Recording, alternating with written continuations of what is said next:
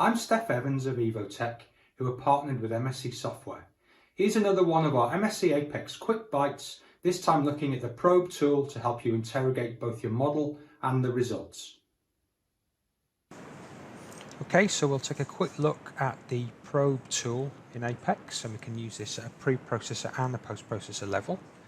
We can label by selection, whereby we can specify entities, FEA, elements and nodes, loads and boundary conditions, coordinate frames, etc. So moving to a particular area of the model, setting the filter to shell elements or 2D elements, we can show those elements, the IDs.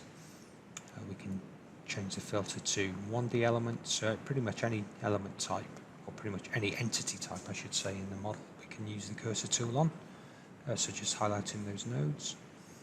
We can use the label by ID function, so maybe we might have a list of nodes, elements or entities where we don't know where they are in the model, so we can input them directly by their IDs. We can set a range, so here we're specifying 16,000 series range for a series of elements which we want to dissect within the model, or pull in particular information out from the model.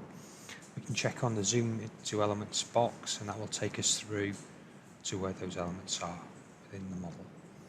We can use the probe tool at a post-processing level, so any particular result quantity that's shown on screen, so here we're looking at a fringe plot of displacement. We can cycle around a given set of nodes and show the particular values, or we can highlight them and then use the middle mouse button to permanently display them.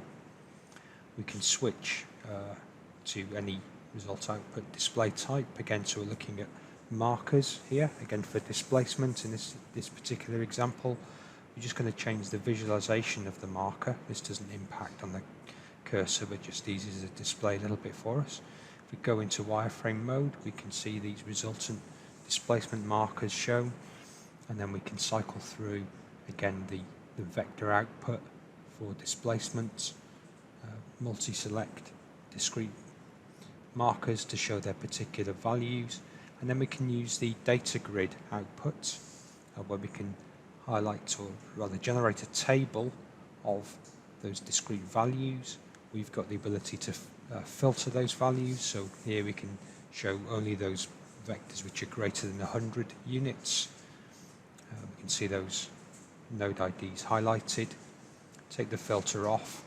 We can then write out results directly to a CSV file, so really powerful way of interrogating the model and pulling out any information we want. I hope you found this interesting.